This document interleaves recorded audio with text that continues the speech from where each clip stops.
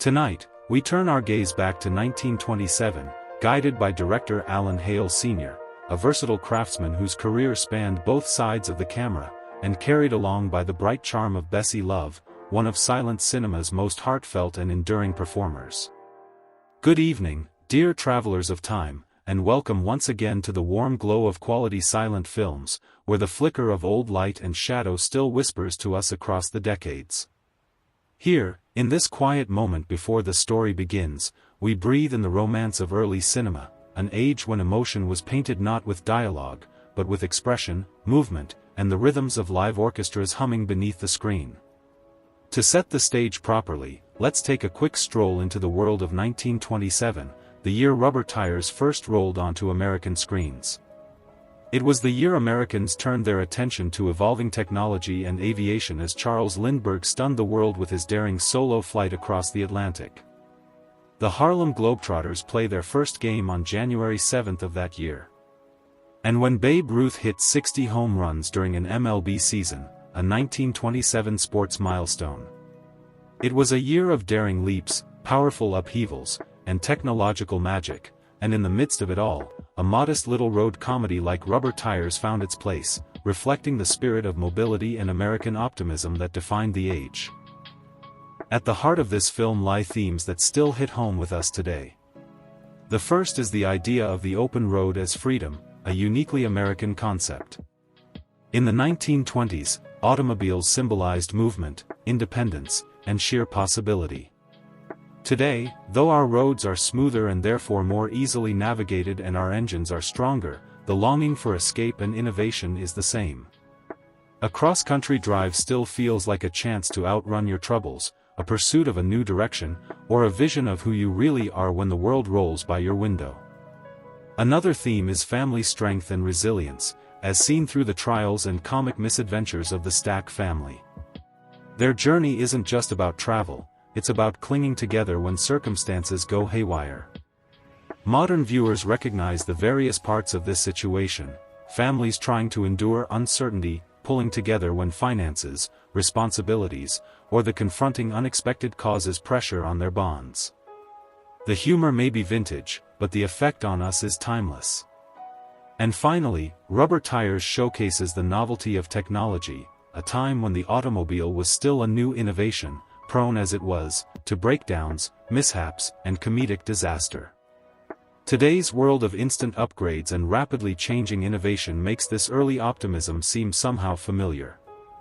Our gadgets may influence by digital refinements, but the curiosity, excitement, and occasional chaos of new technology are sensations we still face every day.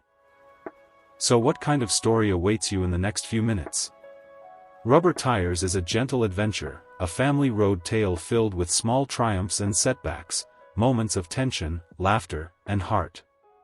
It's not a story of high drama or impending doom, but of simple everyday people navigating a country that offers wide open spaces and promise of a better tomorrow. Beneath the humor lies a quiet emotional truth: the journey itself often reveals more about who we are than the destination ever could. As you turn your attention to this treasured film, I invite you to let yourself absorb the rhythm and wonder of this bygone age. And when the final frame have faded, don't wander off. We'll be back afterward with a deeper look at the cast who brought this story to life, the history of the film's production, and the themes that tie its century-old heart and soul to our world today.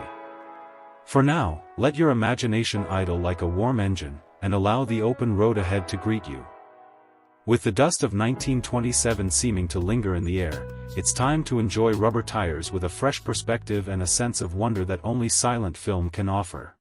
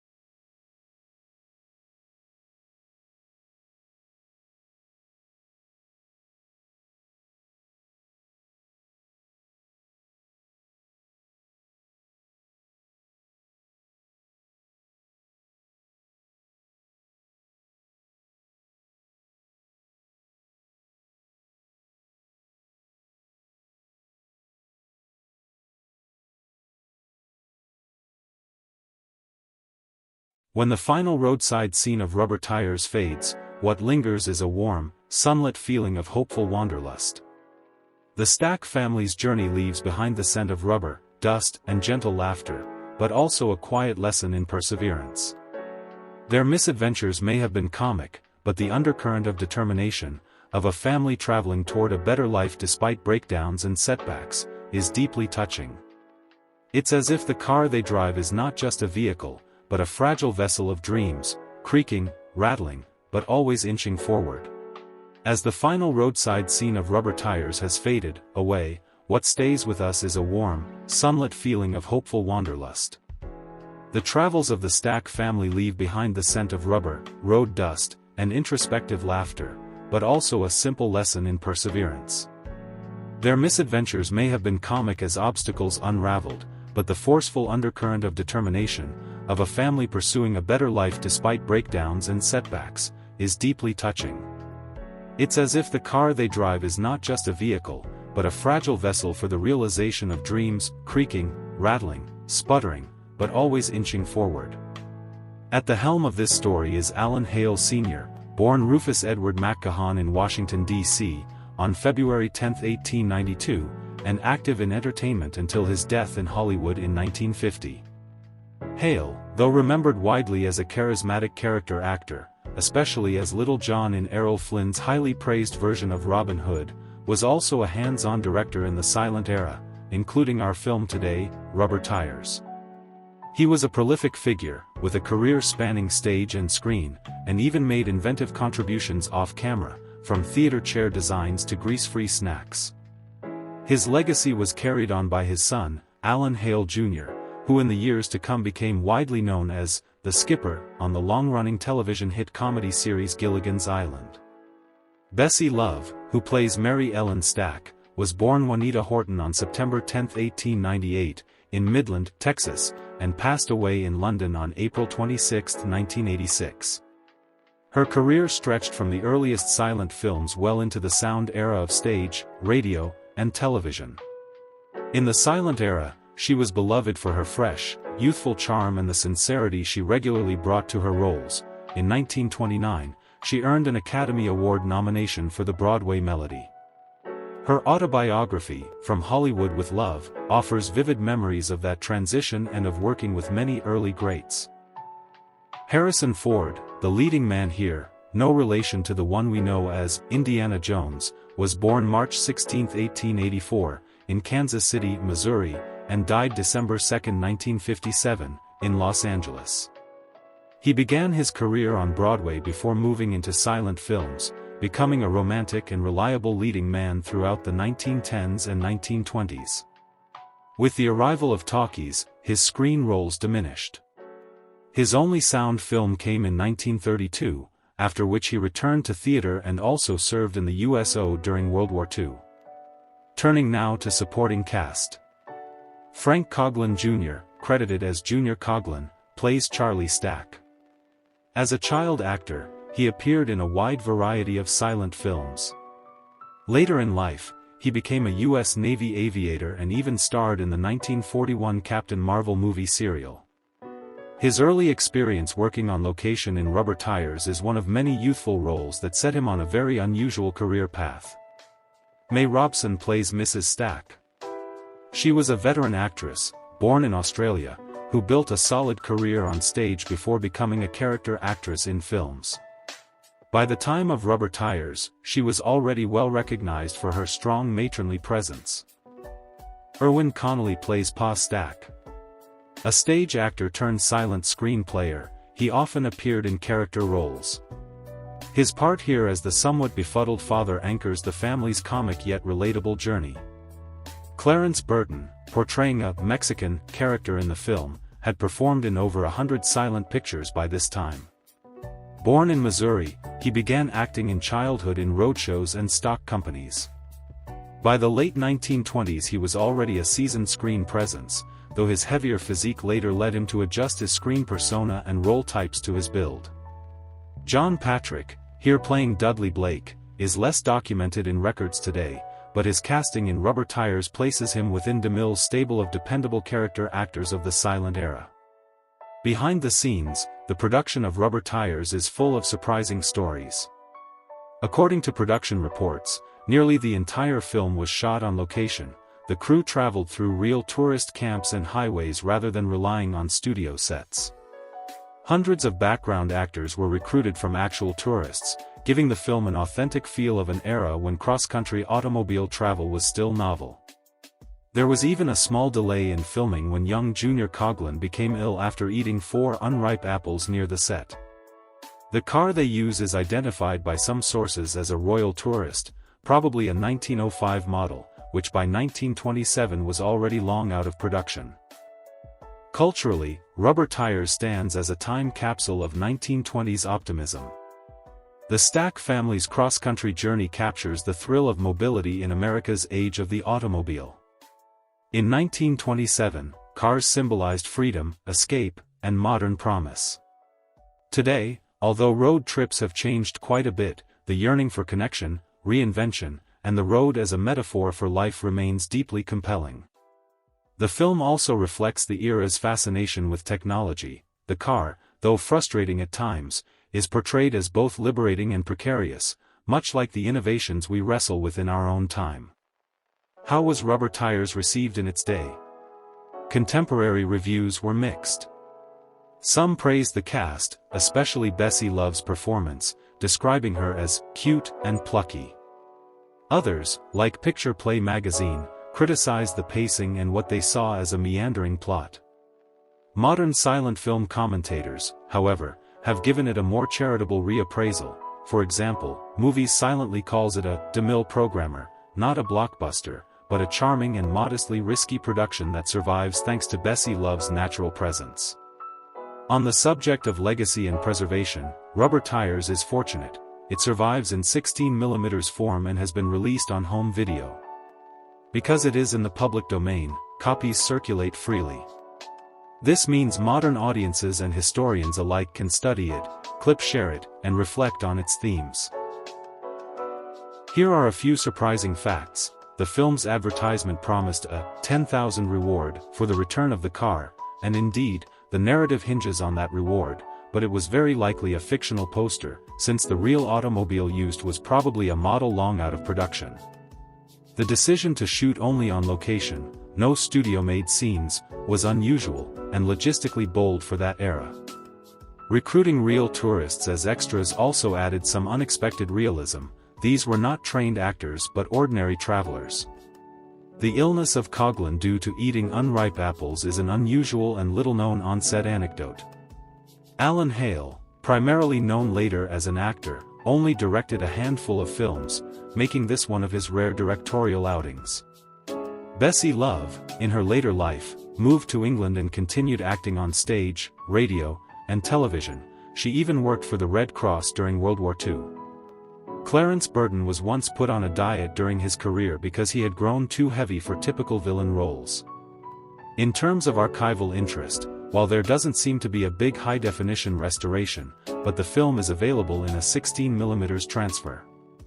There's little academic writing specifically on Rubber Tires, but it is cited in silent film blogs and preservationist circles precisely because of its survival and its status as a road picture, a rarity among comedies of the silent era. As we ponder the comical story of Rubber Tires, this modest cross-country tale feels unexpectedly familiar.